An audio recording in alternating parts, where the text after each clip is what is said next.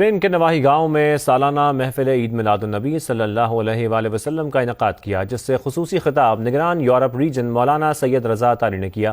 سالانہ محفل میلاد میں الیکانتے شہر کے قرب و جوار میں بسنے والے عاشقان رسول کی بڑی تعداد نے شرکت کی اور درود و سلام کی صدائیں بلند کیں۔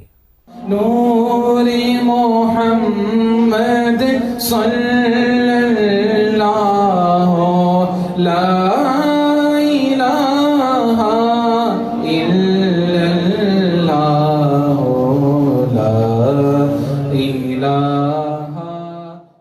سالانہ محفل میلاد صلی اللہ علیہ وسلم کے موقع پہ چوہدری بلال حسین، چوہدری ریاست حسین، ٹھیکیدار چوہدری خضر حسین، چوہدری اظہر حسین نے محبت رسول صلی اللہ علیہ وسلم کا بھرپور اظہار کرتے ہوئے گھر اور گلی کو جھنڈیوں اور غباروں سے سجایا، جس سے پورے گاؤں میں یہ تاثر گیا کہ آج مسلمانوں نے نبی مکرم صلی اللہ علیہ وسلم کا میلاد کا جشن منایا ہے۔ مولانا اسد رضا عطاری نے خطاب میں کہا کہ دنیا میں نبی اکرم صلی اللہ علیہ وسلم کے میلاد کا سب سے زیادہ خوشی خواتین کو ہونی چاہیے، کیونکہ آپ صلی اللہ علیہ وسلم نے لڑکیوں کو معاشرے میں عزت کا مقام دیا۔ انہوں نے کہا کہ آپ صلی اللہ علیہ وسلم نے عورت کو ملکہ کا درجہ دیا، لیکن معاشرے کی جہالت آج بھی عورتوں کو وہ مقام نہیں دے رہے۔ اس کو پتا تھا میرا باپ بادشاہ، پوچھو نا کون بادشاہ، اس کو باقی ملک کے بادشاہ سے غرض نہیں، بولی میرا باپ بادشاہ ہے، مجھے جو چاہیے ہوگا اس کو بولو تو مجھے لا دے گا۔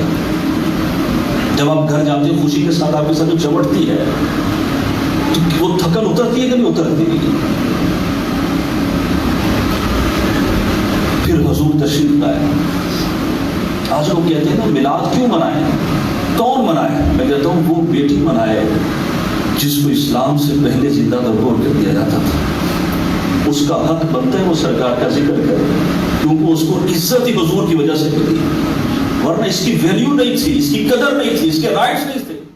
بیٹے کو اگر نعمت کہا گیا ہے تو بیٹی کو رحمت کہا گیا، لیکن معاشرے میں بیٹے کی پیدائش پر مٹھائیاں تقسیم ہوتی ہیں، جبکہ بیٹی پیدا ہو تو سو کی کیفیت پیدا ہو جاتی ہے۔ مولانا اسد رضا عطاری نے کہا کہ جہیز ایک لعنت ہے، اور جب اپنے بیٹوں کی شادی کرو تو انتہائی سادگی سے کرو اور جہیز لینے سے انکار کر دو۔ یورپ بھر سے پاکستان جانے والوں نے شادی کو مشکل بنا دیا ہے۔ اگر فضول خرچی نہ کریں اور وہی رقم اپنے گاؤں یا شہر کے غریب بچیوں کی شادی پر صرف کریں تو ان کے بچوں کی زندگیاں دعاؤں سے بھر جائیں گی اور زندگی آسان ہوگی۔ سالانہ محفل میلاد کے اختتام پر درود و سلام کا ہدیہ پیش کیا گیا۔